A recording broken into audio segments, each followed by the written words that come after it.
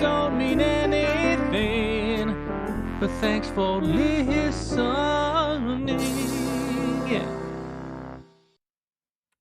Hello, everybody, and welcome to We Say Things episode 156, sponsored by Manscaped. Hey, you. Yeah, you. Got bush? You definitely do if you haven't tried the best products from our sponsor today, Manscaped. Taking control of your bush is important. These products are so good, you're going to be showing pride in your new bush-free yard. It's a fact that you will have the best-kept nutsack on the cul-de-sac. That's pretty good. Save big and be the most hygienic version of yourself by using our discount code We Say Things for 20% off and free shipping at manscaped.com. What do you got in your hands there, syndereN? So, we usually, or sometimes we show off a product or something. And I think, I don't know if we've ever shown this, Shannon. Oh. This very nice toiletry bag that came with one of the kits I got. I use this whenever I go to events. It's really nice. Nice material, good size, and very convenient, honestly. It's my favorite toiletry bag that I've ever had, so I make sure to use that. Oh, very nice. I believe you can also get these. I don't think these are like exclusive or anything. I believe they're I mean, up for purchase. if you go to their site, they have a lot of products that you might not think they sell because they're starting to sell basically It's a nice everything. bag. I'm really happy with it. So yeah, check that out. So again, you can go to manscaped.com with the We Say Things promo code to get 20% off and free shipping. Thank you. All right, we'll do the patron shout-outs and I'll talk about why the lighting is so bad. Thank you to our In Bruges tier, Mr. Cakes, Alice Gute zum Guberstag Till. Hopefully that is not a horrible slur. It's not. It means happy birthday, Till, and you said it very well. Thank you. Obi-Wan can blow me. The British Dota scene sucks more than this name.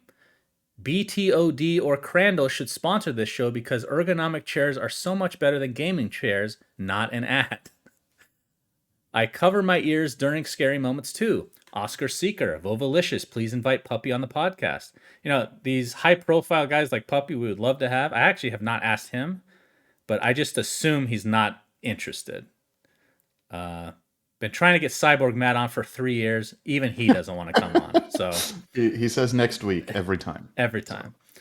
Round E3. No, but seriously, Dota can have way more active players than it currently does, and it's a shame that Valve doesn't do it justice. Disco Farm D. Party at my place. Sausages only, please. No meat wallets required for entry. Pluto plops potato. Akuna Matata. Commander Donut. Chikar's not an asshole anymore for now. Milan Miami. The Mega Pope. And if syndereN sucks a sycamore stem, does syndereN stun Suns fan 6 sock statue TI in New Zealand? That was really good. You're getting good at these. Actually, you were always kind of good at these. All right, Zan Xavier, Nate Thicko 01 Hamscroats, Bacon, Shark TM, Freshly Seasoned Gold Balls, Janie, Dop, Nothing to See Here, Underscore Man, Guitar Strings recommends Important Flux from Han. Je suis vraiment can we get Seb on the podcast? Ben Broomhead wants to know if you guys think the compendium will come out in July.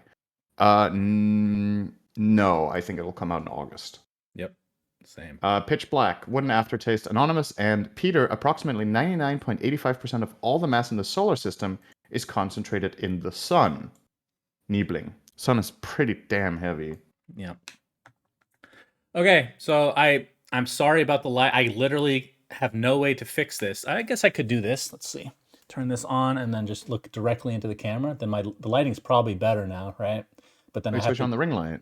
I did, but now that it's far away, it's not going to do much. So, yeah, just shitty lighting. It is what it is. Okay, deal with it. What's first on the agenda? Oh, of course, the NBA. Let me fix this real quick. There we go. So I won't go too into detail because nothing's even done yet, but a major fucking development that revolves around the Suns has occurred. Well, first, as you guys know, the guy that I was hoping that we would not that we get rid of in some capacity is DeAndre Ayton because he kind of gave up in the playoffs and he's really fucking annoying and I can't stand him. That was our number one pick from years ago. I'm not going to go into the details because it's kind of hard. It's very complicated with like sign and trades. Like his contract is not expired. He still has a year left technically. but people can, or he's restricted free agent, so other teams can sign him, but we can match. But then if we do that, like it's very, very complicated. So I'm not going to get into that. But the big development, syndereN, and Yes. I wonder if you've heard of this person. I brought him up before, actually, and you made a joke, so you have. Have you ever heard of somebody named Kevin Durant? Yes. So, of the last 20 years, I would say he is the second best player. Mm-hmm. Like, obviously, if you're not counting, like, because Kobe wasn't really in his prime at that point, maybe 20 years is a stretch. Let's say 15 years. LeBron Okay. James would be number one. Kevin Durant is number two. Okay. Okay. And I put Steph Curry probably third from the new generation. Kevin Durant is legit. He is on the Brooklyn Nets. That's the team with the fucking flat earther piece of shit, and they're best friends, which is concerning. But the flat earth guy, Kyrie Irving, they don't want to re-sign, even though he has a year left. They don't want to extend his contract because it's going to cost a lot of money. He just doesn't show up to games because anti-vax and all this like big headache stuff, right? But because of that, they have angered Kevin Durant, who has now asked for a trade. And not only has he asked for a trade, but he wants to specifically come to the Phoenix Suns, which would be incredible on paper. But the question is, how much do you have to give up? And apparently, the Nets want a shit ton of stuff, which I don't think the Suns are going to be willing to do. So it's going to involve multiple teams. It's very, very complicated. It's been a week, literally day in, day out. The news coverage is, where does Kevin Durant go? Blah, blah, blah. So the interesting thing about this is with the whole player movement, the thing that's been occurring for the last 20 years where players, like back in the day, it was just you're under contract, you do what you do. You don't have much say in where you go.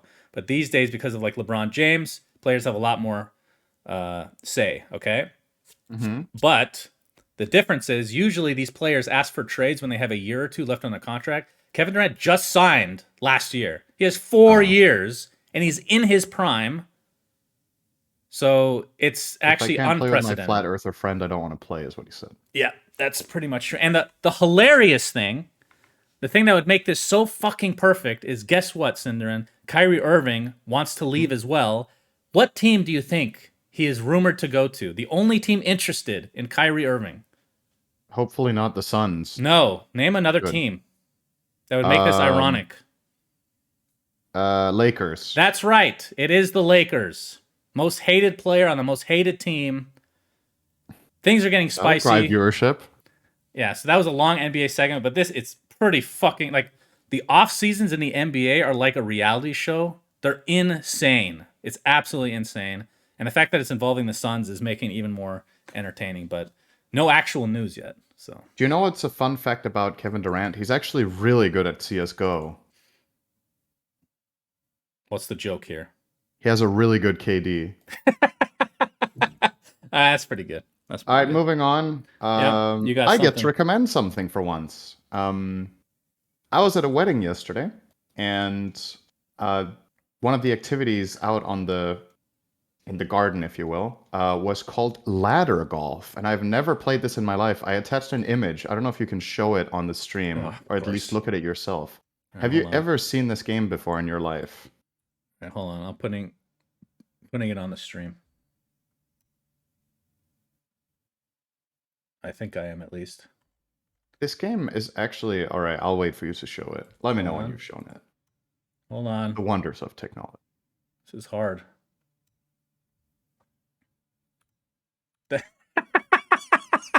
I just showed Tsunami's face. My bad. Okay, that's...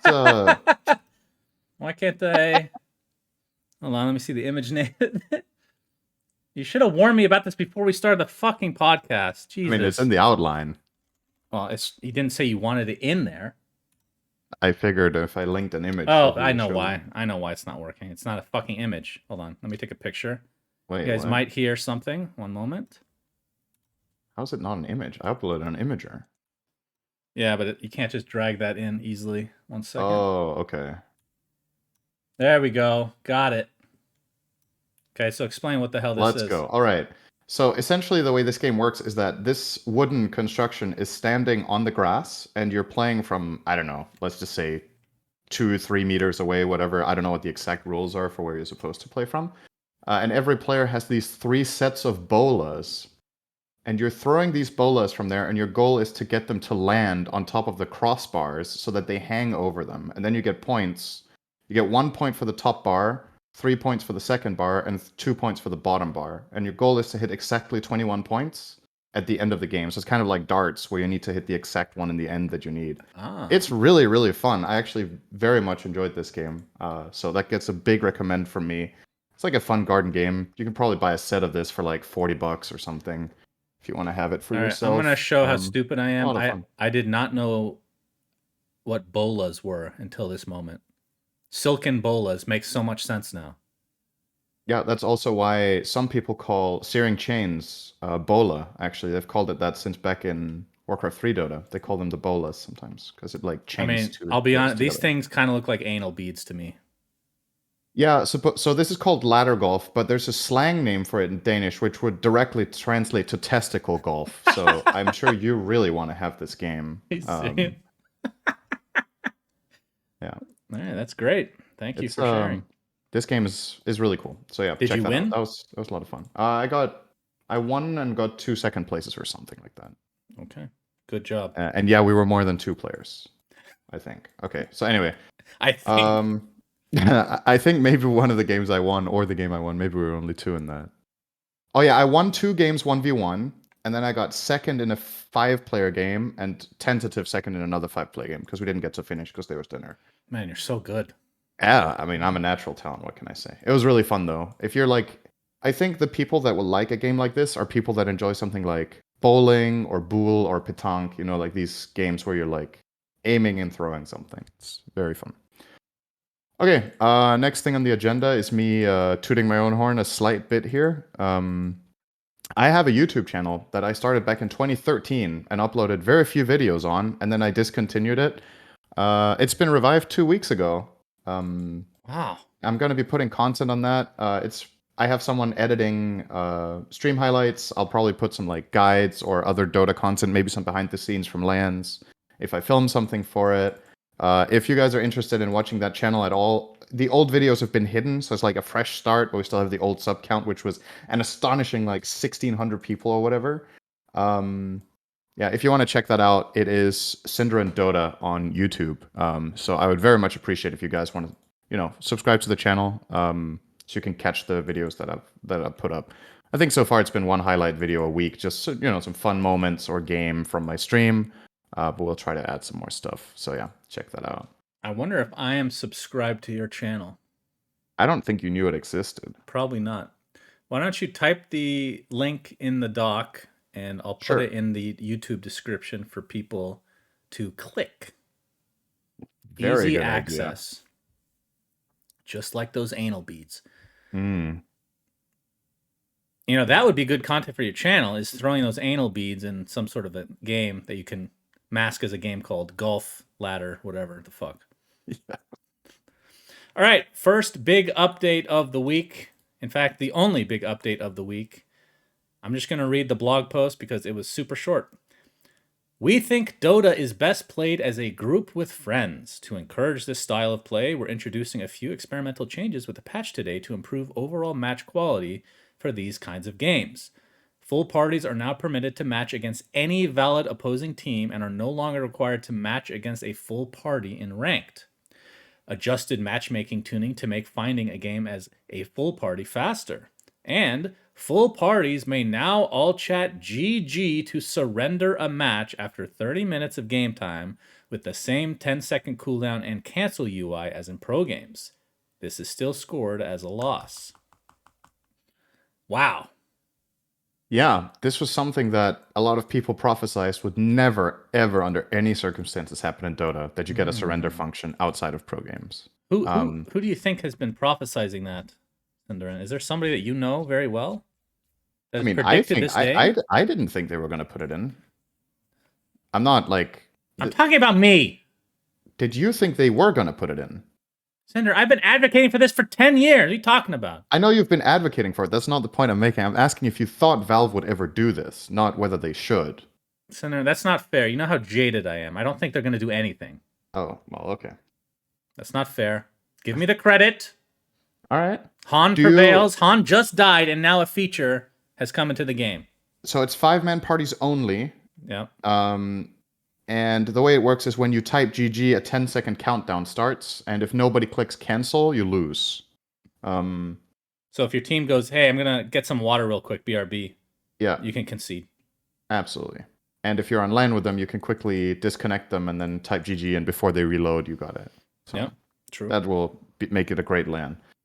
I think the biggest thing here, honestly, for me, more so than the surrender, to be honest, because like it's 5-man party queue. If people want to surrender, I have no problem with that. I don't know if this is going to be expanded into some sort of solo queue functionality or whatever, but I feel like we're far away from that being popular enough to happen. But in 5-man, don't really see the problem. You're 5 people playing together, you queue together, you don't want to play, you can call the game.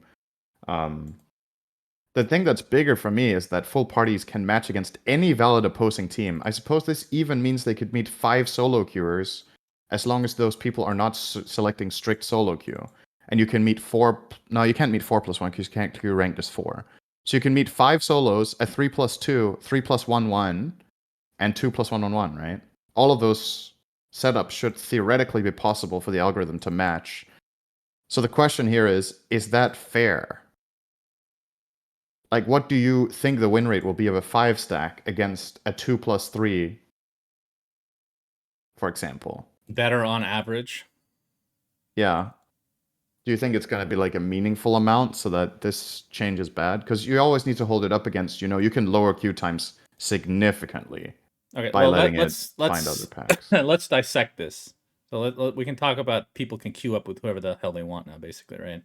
Mm-hmm. Jenkins was saying that he thinks this is the biggest change they've made in 2 years to the game. He thinks that this is amazing, and I agree with this portion. It's amazing for content. You have the Arteezies of the world, the syndereNs of the world, being able to play with their friends who are all personalities or players, and you don't really have to worry about queue times. You don't have to worry about all that mismatch bullshit that was there before, which is obviously great on paper. And I think they had this at some point, right, years in the past, and people abused the shit out of it with, like, first of all, every pro has like 10 Smurfs, other than syndereN, because he's so clean and juicy. He's a good boy. Very clean. So I think that's going to be an interesting dynamic that comes from this. And I think the one thing we should note is there is, in this blog post, it describes these things as a few experimental changes. Right. So obviously this can and probably will at least get tweaked, if not changed entirely, if shit kind of hits the fan. How much do you think this is going to change in high MMR? Like, do you think people are going to start FIMEs? No, I'm just theory crafting here. Like, if Jenkins says it's the biggest change in 2 years, like, I just don't see it. Like, if I will have the same problem. Let's say I want to queue with a friend who's 2,000 MMR higher than me. We're duo queuing, and now our MMR is still set to that player's MMR, not the average. So let's say I'm queuing with a 10k player. We're now 2 10ks queuing together. I still think it'll take us a really long time to find a game. So I'm not like really seeing the change. But if you do want to queue as 5-stack with a pro player or something, you have a higher chance of actually finding a game at some point. So I think for that, it's good. But I think for average matchmaking, I don't really see this changing anything. But doesn't that even like make the smurfing problem even worse? Because then you're incentivized to get the lower MMR counts anyway involved. I guess, but maybe that's what's alleviated by letting it match against non-5-stacks, because then maybe there's some sort of factor where the 2+3 has something going for them over the 5-stack algorithmically. Like, I don't know what that would be, whether it be recent win rates, or maybe they would have slightly higher MMR in the game than the other team. Like, maybe the game doesn't get matched with fully equal numbers, but there's like a factor for being 5 where you're multiplied by 1.05 or something, in your MMR, whatever it is. I don't know whether they're doing something like that. I'm just saying, for me personally, what I would love the most is to be able to queue with friends that I used to play with in dual queue. Like, for example, I used to love playing with Kazu, and every time we try to party queue together, we queue for 25 minutes and then we give up, because his MMR is like 10.5 or something, and the amount of games that the algorithm can make when you queue 2 players together with that high MMR is really low, Whereas if it took our average, we would definitely be able to find a game within 10 minutes. And I don't think, I don't know how abusable that would be deemed, right? Because the reason the MMR is set to the highest player of the group is that the concern is, like you said, about boosting, that let's say an 8K player and a 5K queue together and the average was 6.5. The concern was that the 8K player would destroy the whole game, and it doesn't matter that the 6.5 or the 5K player wasn't that good. I just think at some point there's like diminishing impact on this. Like if you get over a certain point, just to entertain the idea that it's 7.5K, like where ranked roles disappears, right? Like at that point, is it really that boosting if a 10K player queues with an 8K player and their average is 9? Do you know what I mean? Right. Like how much does that really shift the perceived win rate or the actual win rate compared to if they queued individually? Like I don't know. Like they have the data, but that's a shame. And I don't think this solves it at all. What happens if you queue 5-man ranked? Does it set the whole party's MMR to the highest player of the party? Or is that only in dual queue? Do you know? I don't know, but I mean, I haven't queued 5-man in terms ranked of like forever. the changes that were made, like the fact that they made things faster for a full party to queue, it's still kind of vague what that means, right? Because what if it's on two ends of the spectrum with like extremes on both sides? Is it still going to be like, what does that mean faster? Like from literally infinite time to 2 hours? You know, is it still a feasible amount of time that you can find games with people? I don't know. I'm kind of just lumping the two things together because like obviously the game will be found faster as a full party since you're now allowed to face something that isn't another full party. So I don't know what adjustments they've made beyond that. It's super vague. It could be all sorts of tweaks they've made to search time, how evenly matched the game needs to be, etc., etc. But like the biggest change has to be that 5-mans can face non-5-mans because that's like the biggest block for this. I'm just looking at it from my own biased perspective of how much this will help me. I think this will be really good for a lot of other players that, first of all, play 5-man stack, but also play in a more populated range where I think this has way more impact. So I think it's a good change overall. But I also think Jenkins might be overrating how much this is actually going to do for himself, for example. But we'll see. Maybe I mean, I will say I like the fact that they're experimenting with stuff like this. I think that's good. I think it's good. Because, I mean, sometimes things work out, sometimes they don't. But as long as they're willing to try it, then I'm more than okay with it, even if I don't think it's going to be particularly good. Which this one, I don't know. I'm kind of on the fence. I don't feel kind of neutral about it, I guess. But we'll see. But the other change, which we kind of highlighted, was the GGing out. This is where the whole experimental change text really comes. I think that they are testing the waters to see if they can put this in the regular game. It's like one of those. Remember obviously we talk about this all the time in our cast since we don't talk about the games at all, just cosmetics. But the Ursa hat, the cowboy hat, which was so hated back in the day, but you needed that to be hated in order for all this crazy stuff to be okay. Does that make sense? Like you need to. I know what you mean. It's like this step-by-step process, this little escalator of approving of cosmetics that get crazier and crazier. It's the evolution of how this game is going. And this is Han has already done this from the day one, and people hate the idea. This is like the little, hey, we're gonna sprinkle this in. It's just an experiment. People are gonna be like, maybe it's not so bad after trying it for a while. Then it gets put into the game. There's going to be a little pushback, and then after a week, nobody's going to care anymore. That's how it always has been with like every big feature that's been added. The thing for me is I'm fundamentally against the idea of surrendering in solo queue, even if 4 out of 5 players from the team wants it, which is what I believe they had in Han and what they have in League. But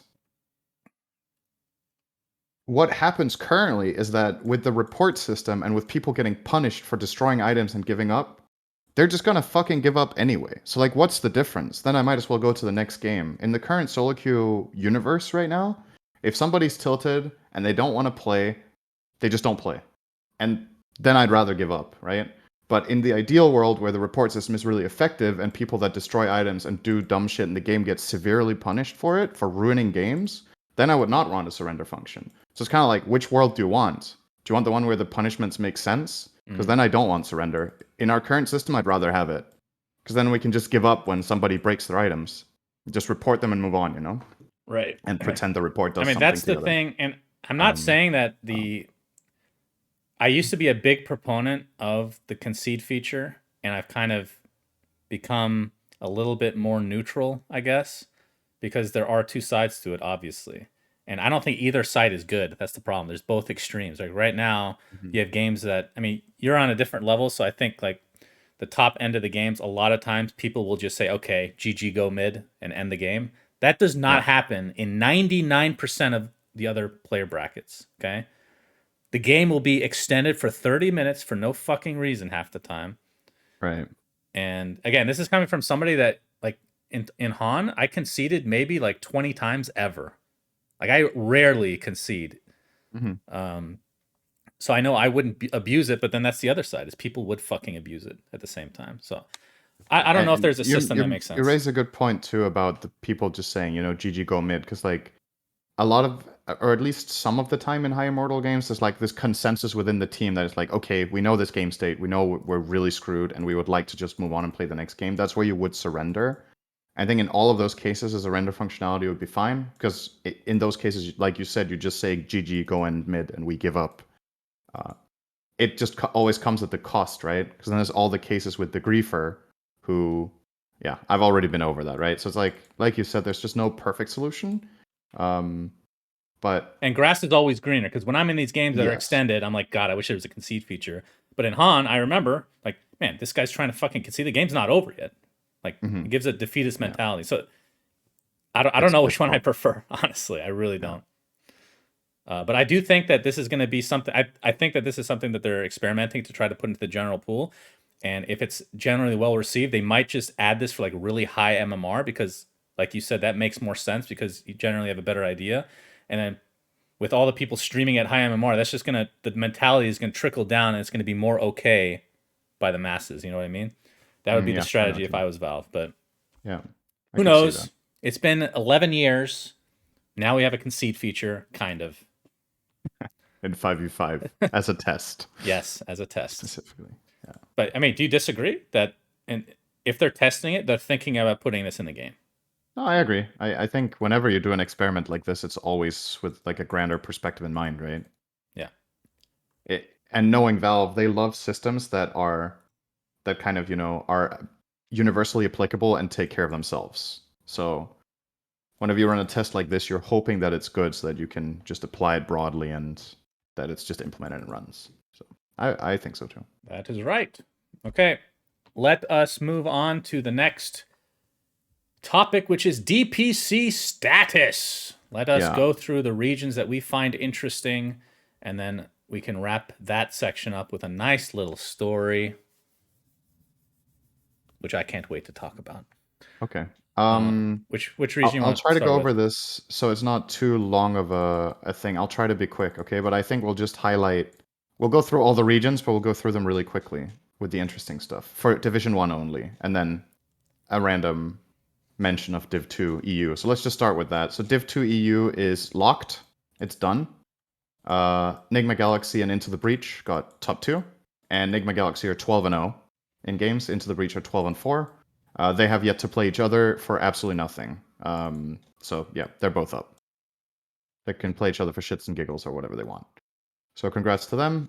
EU Div 1 right now. OG is the only team that's qualified to the major. Current contenders for the major, aside from them, realistically speaking, Liquid, Tundra, Entity, and Secret, very likely to have a tie of some sort at the end of next week. So it's going to be exciting. Alliance totally bombed out. They're 0-6 with 0-12 score. So has just not been a good look for them at all this season. They're probably going to make changes. We have Eastern Europe, which we thought until very recently, until I think it was yesterday, actually. Yeah, until yesterday, most people had kind of expected Spirit to just win because they were 8-0. They got 2-0'd by Outsiders. So now there's 4 teams 4-1. Bet Boom, Navi, Outsiders, and Spirit. So this end of Eastern Europe is super exciting. There's 3 slots. Any one of these 4 teams can realistically get it. And with very lucky run out, one move can get a tiebreaker, but I don't think they will. That's Eastern Europe. Then we've got China. 1 team qualified from there. RNG, first ones to do it.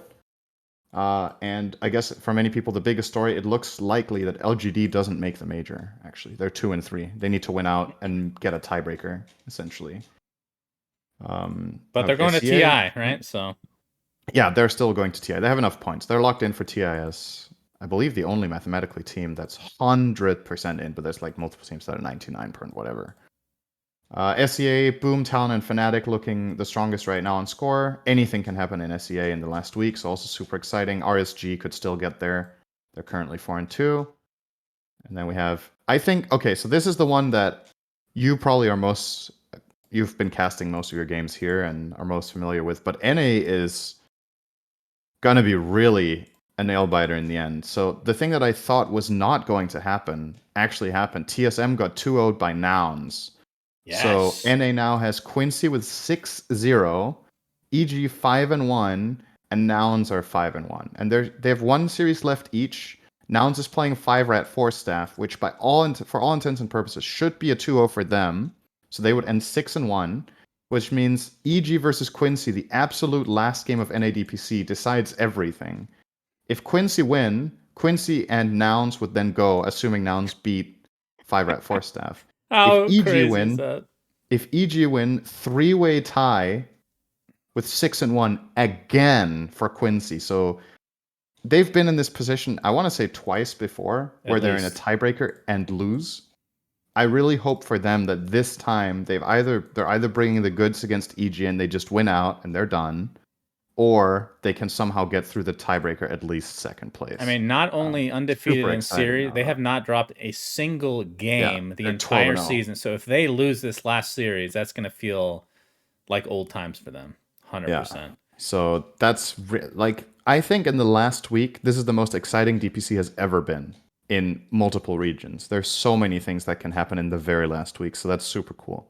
And I think, if I'm not mistaken, SA is no exception there either. Thunder, Awaken, and Beast Coast are 5-1 and 4-1, and Infamous is 3-2. Probably among those three teams, you'll find the top two, but absolutely nothing set in stone there either. And the region's been really competitive. The score lines, the worst score line any team has in SA is 6-8. 5-8. That's actually really impressive. Very competitive. Or arguably, the worst score line is actually 4-10. Never mind, but they're still higher up for some. They win the games that matter. Scoreboard? This scoreboard's weird. Like, why is 2 and 4 higher than 2 and 3? I don't know about that, but maybe it's something to do with head-to-head or something. But yeah, still a very competitive region regardless of that. Nobody has flawless score. The best one is 10-3, which I think across the regions only China has been more closer than this. That's the status. If you guys are interested in Pro Dota and you want to see who goes to the major, you should really, really, really watch the next week's broadcast, because there are so many things that happen in the next 3 play days. Yeah, make sure you check that. Yep, pretty cool hype stuff. And then piggybacking off the DPC, so I was cast. Okay, so I was in my hotel room taking a nap or something, and I was getting I looked. I had to take a shuttle at a specific time or whatever. And I look at my messages, and there's a ton of like not spam, but like emergency messages from the producers at DreamHack, because their power went out for I don't know how long. It was like an hour. Basically, like Owen and the rest of the gang had to just hightail back to the hotel because they couldn't cast anymore. They had to just have other people do it. So I believe both the power and the generator failed, right? Yeah, it was the whole thing failed. Something major happened, but they got it fixed within an hour or two. So I went to the studio with Jenkins to cast our games, and this is gonna sound like me complaining. It just happens to be this thing that consistently occurs. Like, we order our food like as we're heading to the studio, okay? Mm-hmm. And the food, for some reason, always comes like as we're heading down to cast, okay? But this time, it was like 10 minutes before we had to cast. So we actually had time to eat, but we scarfed the shit out of that. I had kebab pizza, all this garlic sauce, and Jenkins was eating whatever the fuck he was eating. And we get down to cast the game, and obviously we're belching and burping and hiccuping and all this. Obviously, I mean, what can you do? We just ate. That's it's at least somewhat normal. Obviously, it's going to be amplified with me and Jenkins. But what we didn't realize is the mute button wasn't working.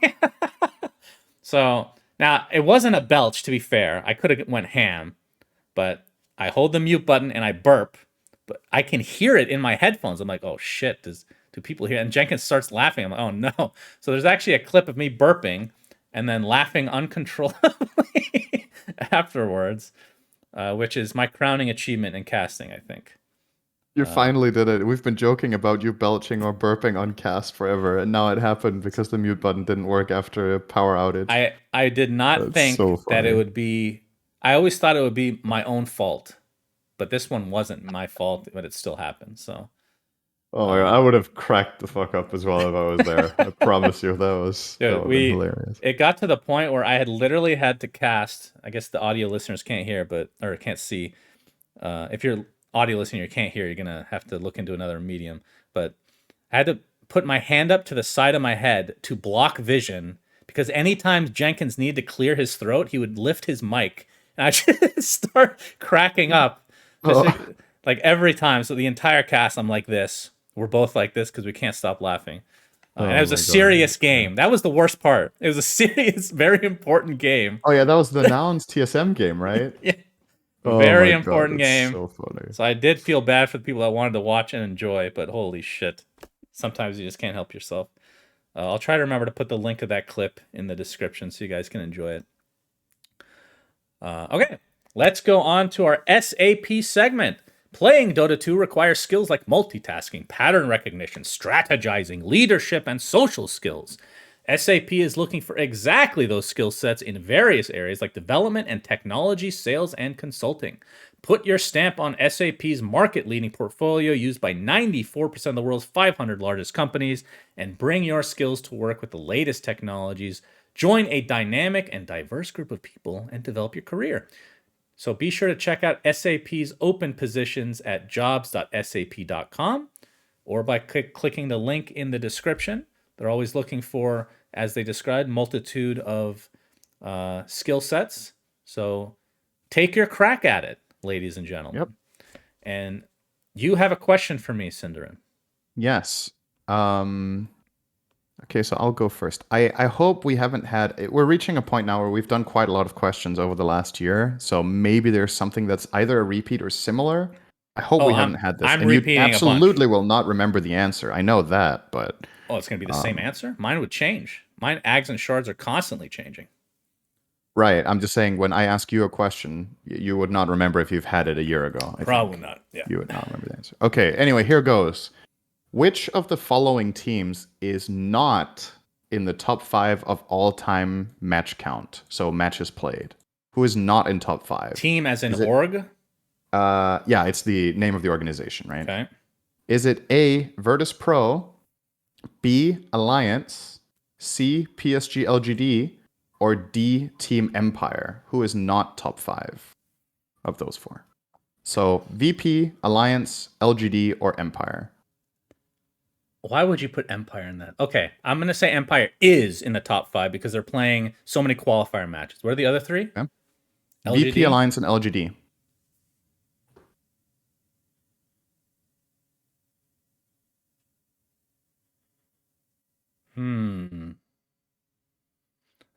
This would be very fitting if it's Alliance because they're invited to everything. I'm going to say Alliance.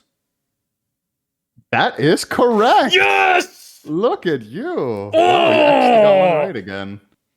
I did. This was not like, I was just wondering, okay, I didn't specifically put them in there as like a red herring or anything. It was just, they are 6th in number of games played. That's just how it lined up. Most games played ever is VP, LGD are 2nd, Empire are 3rd, and Vici and IG are 4th and 5th. So Alliance fall just short of top 5. It's pretty close though. I think all of those 5 teams have more than 2K games and less than 2.3, if I'm not mistaken. If I remember it correctly. All right, Senator, can you tell me the current score line, please? You have 2 points and I have 0, I think. That's right. How does it feel over a year later, you've still not gotten a correct answer? Will today be the day? I don't think so. Okay, well, my question I should just for start you, randoming, honestly. I'm going to take this next 5 seconds to bask in the glory that I have a 2-point lead because it could go back to 1. It's going to be a short-lived lead here. Okay. Yeah. Who has the highest win percentage this patch after buying an Aghanim Scepter? So they buy it, highest win percentage.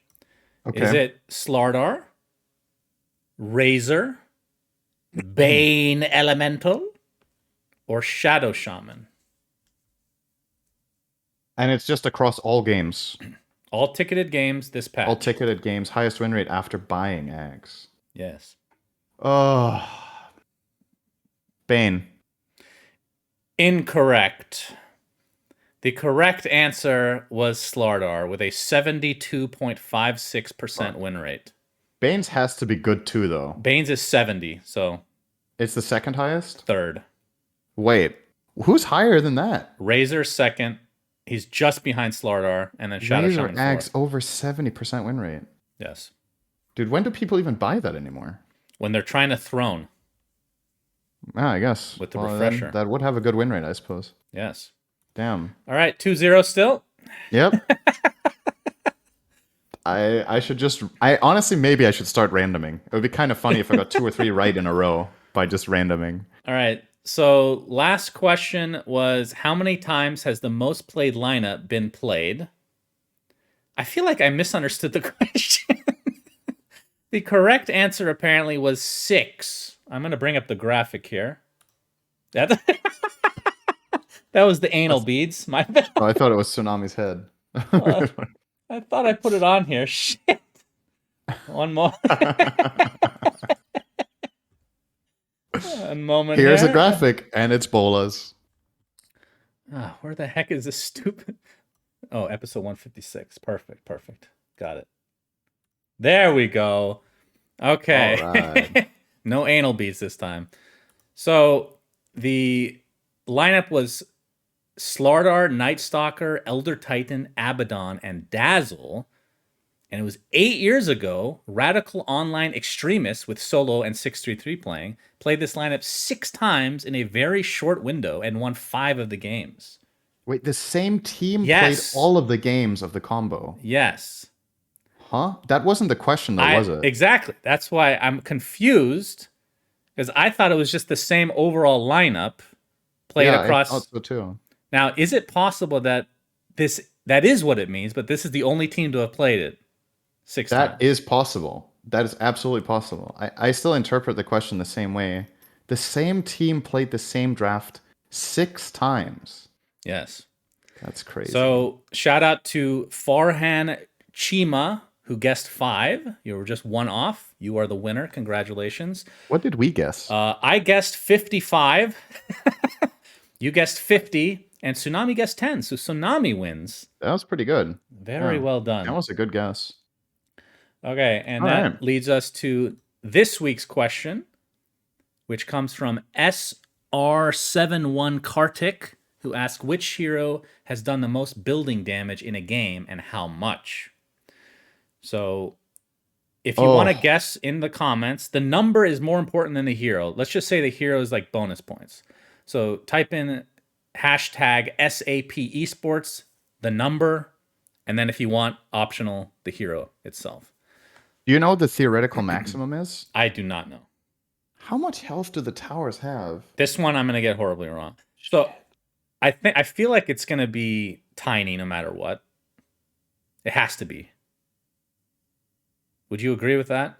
Okay, am I allowed to look up stuff about the towers, or we're just winging this? We're winging this. For both of our sakes, I We're would tell you winging what the theoretical limit is. We're Okay, winging we're it. just gonna guess. Okay. I'll let you guess first this time.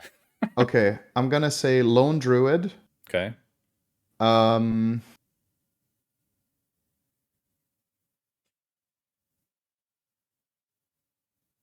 17,500.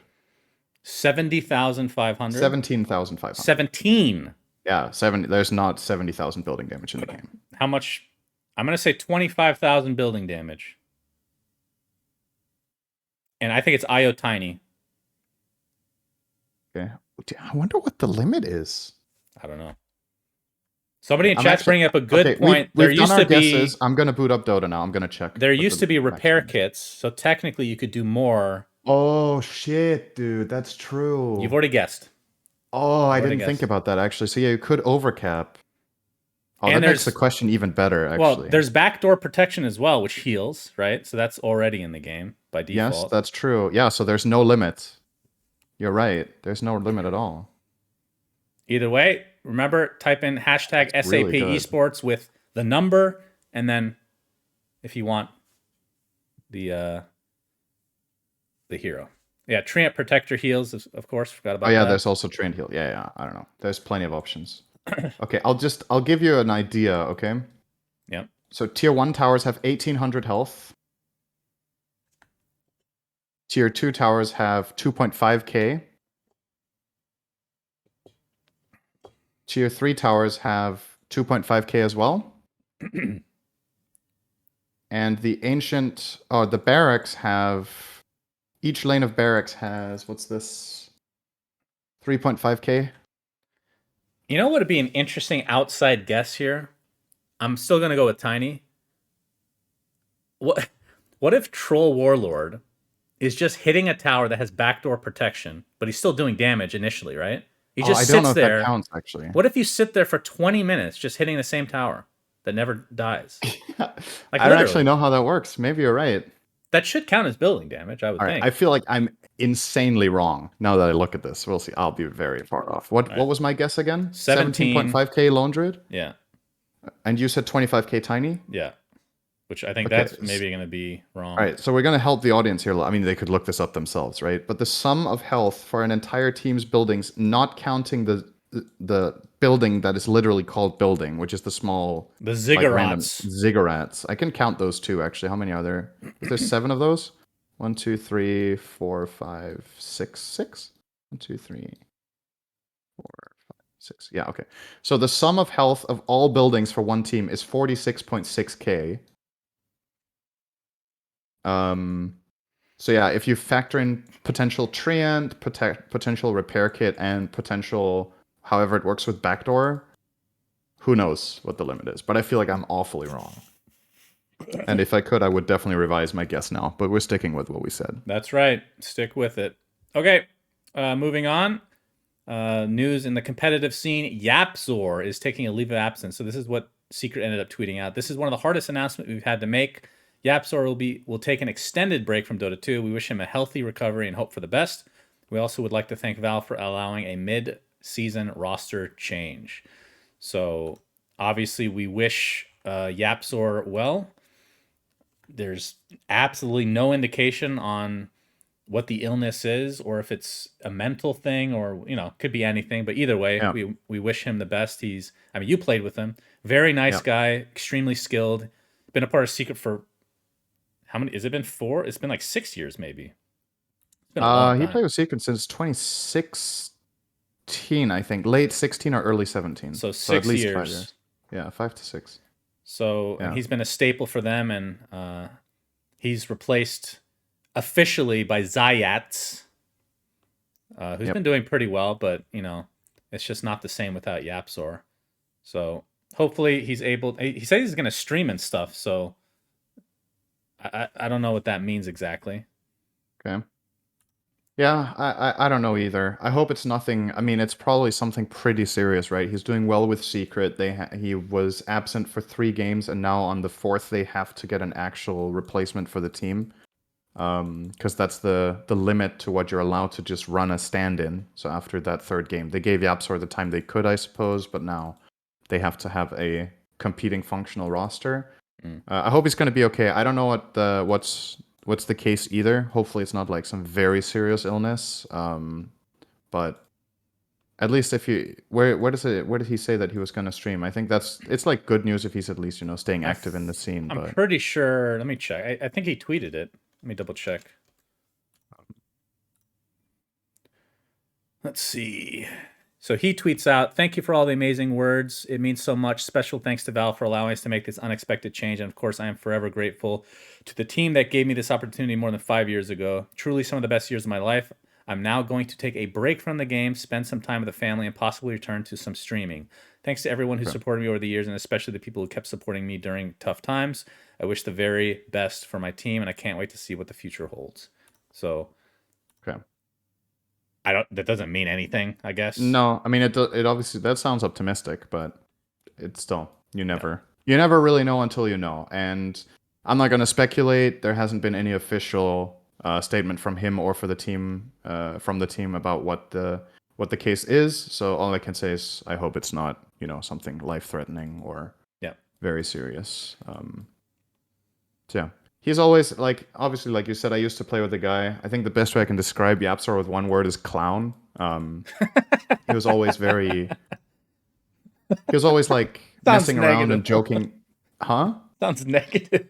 It's in the most endearing way though. So he was always like very, he was like lively, cracking a joke, messing around, but just a beast in the game. So he was like a very light-hearted personality to have in the team, which is, I think that's really an asset to a lot of teams. I think it's good to have that contrast between, you can be serious when it's time for it, but I think it's also really important that you can just, crack a joke and laugh at things. It can be really good for the internal atmosphere in a team. So I think he's been a crucial part of Secret's success also outside of the server, I think, with just the way he is. I think he's been just an asset to any team that would have had him. So without knowing the inside culture at all, like on paper, Puppy and Yapzor personalities are like totally different, right? Perfect contrast actually for a team. So, yep, I agree. Okay, and then the final roster shuffle, or I don't know what you want to call it, but we have some retirements to announce. Ryoya, who has been in the NA scene for a long time, is officially retired. And also known as 747. Maybe some people know him as that. Or Susie, I think is the third name. That's true. Well. That was only for a short time, though. Yeah. And Eternal Envy has retired by tweeting out, "Retired competitive." That's the tweet. Yep. Short and to the point, like Envy always is. And this one probably warrants a bit of a discussion because he is an iconic... I know that he's... The whole meme of 50-50, which is fucking hilarious, by the way. Mm-hmm. It's actually so fitting for Envy as a personality, though, because he is... What's the word? Polarizing? Yes, very polarizing. But I think, although some might disagree with this, I think objectively very good for the scene. I agree. The stuff that he was... watching his games... as fucking stupid as some of them were so entertaining. The fact that I would love to see a stat with the player that has the highest percentage of playing into tier 5 items, because I guarantee you Envy would be towards the top of the list, if not number one. It's unbelievable how often his teams delayed games after having massive leads and sometimes losing. It's like the whole meme of when they're down mega creeps, that's when they start playing or whatever. I think for that stat would maybe be a little bit misleading because he has had a really long career, and in the span of that, neutral items are only a small portion. So, but yeah, I think something like average game time, he's got to be up really high, right? As a player, like his games would always go late game and be wild and have these like crazy comebacks or absolutely insane throws and weird item builds. It's just, I think a good way to talk about him, he made moments, right? Yeah. I think Ryoya he didn't ever find the same success that Envy did. Envy obviously won a Valve major. Forgot which one. Was it Shanghai, I think? The with Shanghai Secret? major? Yeah, I think so. Yeah, with Secret. Was it the Shanghai Ryoya major? Never really found success on the big stage. He's always been like a staple in the NA mid scene primarily, but he never really found that big break, which is, a shame. Like, you put a lot of time and effort into something and you just fall short. Yeah. I think one year he was one game from going to TI, but didn't make it. And there's like a player that really comes to mind for me who has, I don't know if you want to call it luck, but like the chronically most unlucky player that I can think of in Dota is BZZ. I think he got to 3 or 4 qualifier finals for TI and lost all of them. And I think 2 or 3 of them he lost by 1 game. So, there's these players that you want to call them cursed. Like, obviously I don't believe in that shit, but it's just so unfortunate to be so close to greatness and then not get there, right? I don't know if BZZ actually ever played TI outside of those 4 times that he was very close. Well, he'll live on forever with his set, though. He has the golden Pugna, he does. But yeah, I mean, at the end of the day, it's a competitive game, and if you want to live off this, the results have to be there, or you need to play for a big org that's stable. And for Ryoya, neither was really the case for very long. So unfortunately, in his position, it might just be the right thing to do to stop pursuing the pro career if you're on a timer, right? You can't just keep doing it unless you're from a rich family and you can just keep funneling into your dream forever. At some point, reality comes knocking on the door and wants you to pay your bills. So if you're not doing it with the game, you might do something else. I don't know the guy very well. I don't know if he did something on the side alongside Dota, whether, he's stably been doing other things like studying or having a job. So perhaps it was never really a problem. And maybe he also didn't put in all of his time into Dota in that case and kind of got the worst of both worlds in a way. Don't know. I'm not going to speculate, but yep. Well, I also want to say, going back to Envy, I didn't write this down, but I'm going to try to remember some iconic moments for him because there are so many. Number one is he was on the Alliance team right before, like the year before they won TI, and he got kicked as a support player. That was like the first. Envy there's always drama, no matter what. There was a point where, I can't remember the exact situation, but remember Hani? He poured Monster Energy on Hani's head at an event. Oh, yeah. Because I remember why, too. Because he didn't queue up for him or something, or he dodged the queue? What was it? No, I think, so as a joke, I believe Hani put the server setting to SEA. And Envy queued a pub and got in an SEA game, and he thought that was the appropriate response to being trolled. And Hani was like, this guy is insane and totally out of, that was he didn't feel like that was an appropriate punishment for the crime. Hani was ripped as fuck, and this was on camera too. So this all there's all footage. So that's another moment. Obviously, Cloud9, he's known for. He was on a team with AUI. They got second place at so many tournaments, which again, that's the most consistent team probably of all time. But they broke up prematurely because they just couldn't get that first place, and it really messes with your head, right? Yeah. What else? He's had a lot of Rapier games, Ember especially, like some insane wins with double Rapier and some ridiculous throws where he just overextended in the 60-minute game. I don't remember which team he was playing for, but there's like one game that just comes to mind that was looking really good, and then he just got caught in the middle of fucking nowhere with the Rapier or two and just lost the game on the spot.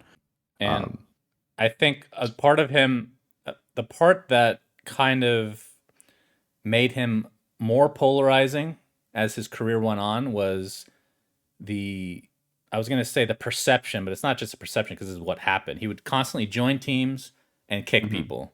Like he was known for like being very ruthless with kicking people, not caring about feelings, which, maybe there's probably a disconnect there for sure, like socially, but obviously he tried to do it. It wasn't anything personal for him. He reminds me a bit of a robot at times, right? It doesn't like it's more. This is correct. I don't know how. I don't know. Maybe it's not the right approach necessarily, but it's more clinical. I think he's very objective. He tries to be as objective. Yeah. He just makes the decision. All right, you're gone. Kicked. I guess one final thing to mention, correct me if I'm wrong here, did Envy also play the longest Dota game of all time? I think that was his Cloud9, right? Was it? The game that gave OD Pixel his break into the scene, he was casting a 3-hour, 20 minutes game, I think it was, with Purge. And OD would put on Two Steps from Hell music on the 17th siege they did into the enemy team's base with their lineup. So it was against SFZ, Scary Faces. I think it was Ukrainian mix or something. And I think they tried to push an end for like 2 or 3 hours and didn't manage, and then they lost. Envy's team. Sounds like an Envy game. So that's just like the fact that Envy is in the longest game of all time is just, it's canon, and it's probably going to stay that way. I don't think that record will ever get broken, to be honest. The direction this game has gone in, the chance that a game like that exists again in Pro Dota, it's basically zero. Yeah. Like, it is so unlikely with neutral items and everything. And no techies, the way he used to be, at least, right? That he wasn't even in that game. It wasn't a techies game. The defending team had Sniper and Zeus, I think. Oh. Or something like that. If I'm not mistaken. So, either way, we say farewell to Envy. Hopefully, he's able to find success in whatever he does next. He was good for Dota, though. All right, final topic. This not really a long thing, but a lot of people have asked me the progress on something that I mentioned a long ass time ago. Obviously, if you don't follow my stream or my Twitter, or if you only watch the podcast, you wouldn't have heard about it more than once. But I've been working on a custom game for 9 to 10 months now, with Jenkins and a card game player, Joel Larson. And we have a big mod team. It's been quite the undertaking. I have spent a lot of fucking money. But we've been playing it a lot. Yes, I don't know how I would average the time. It's gone slightly down the last couple months, but there were a few months that I was doing like 50, 60 hours a week, like literally over full-time job while doing everything else. So it has been, because I'm the project manager, so it's just a lot of fucking work, but it was definitely a bigger undertaking than I was expecting. But the results, based on the reactions of people that have played the game, that have watched me stream it, has been extremely positive. The game will be called Ability Arena. Obviously, the game will not be called Project Horse. It's an auto battler that kind of combines like Atomic War, auto chess, and ability draft. You essentially are buying abilities. You pick like a god at the beginning of the game, which, knowing me, I put in some artifact gods, of course, to go along with some Dota stuff. You buy abilities, you attach it to bodies, and as you get more duplicates of the skills, they get upgraded to a point where they can get to a Gaben level skill, which is 9 of them, like an auto chess 369 is the thresholds, which like crazy ass abilities. So I'm not sure when we're going to release. It's actually pretty close. Just finishing up monetization. And it's kind of at a tricky time because theoretically we could release maybe in 2 to 3 weeks, but the TI Battle Pass is coming. So no. We might have to wait for the Battle Pass to come out, and then a few weeks after that we release the game. I don't know. But then everybody used all their money, Shannon. Yeah, but the Battle Pass is going to be like 6 months probably. It's gonna be a long ass time. I'm not gonna. Yeah. So wait 6 months. God, it's been this thing is going so much longer than I thought. But yeah, if you want to see footage, you can just watch past VODs on my stream, and if you want to play, I'll link this in the Discord or in the YouTube channel. But there is a Discord for Ability Arena where we do test games all the time. You do need like a dev or somebody with access to play the game. Otherwise, the game will never start for you, since it is in beta right now. But syndereN has played it a few times. What do you think of the game, syndereN? No pressure. It's really good. I think, so for people that used to like any of the games, right? Auto chess or Teamfight Tactics or Underlords, if you liked any of those games, think about that format, but then instead of you are quote unquote just drafting heroes and placing them, you are drafting Dota heroes based on your knowledge about stats, like how the heroes scale, what they're good at, how you envision them in your lineup, and then you are picking their spells, which is the number one selling point of this game over all the others, is that other auto battlers are a little bit more finite in scope. This game is a lot about you being creative and using your Dota knowledge and getting a good idea of how I can place my units, how I can use defensive and offensive abilities together to make myself a cool board. So you can like come up with broken combos that you would want to have an ability draft, and now you can put them in an auto battler on your side and build up that strategy. So I'm sure if you guys like theorycraft among the spell pool that Dota has, there's like infinite possibilities. And I think that's something that's really charming about the game, is the variance, like how different the games are and how you can play very, very different things. And they're going to be differently effective depending on what the other players do, right?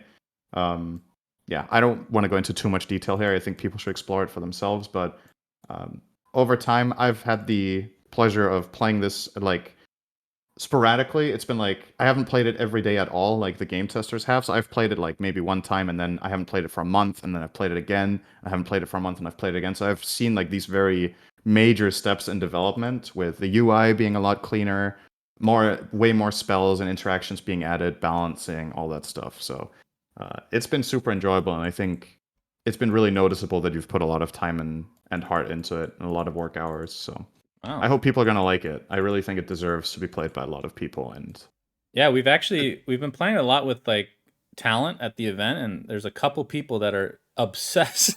Yeah, it's like your player retention rate so far with the people you've let play it is very good. So that's very Yes, promising. Like that is true.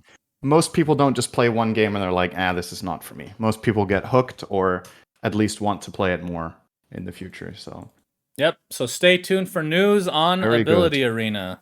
Thank you for the Yeah. kind words, syndereN. I did not pay you to say that. You did not, but you may. I may in the future.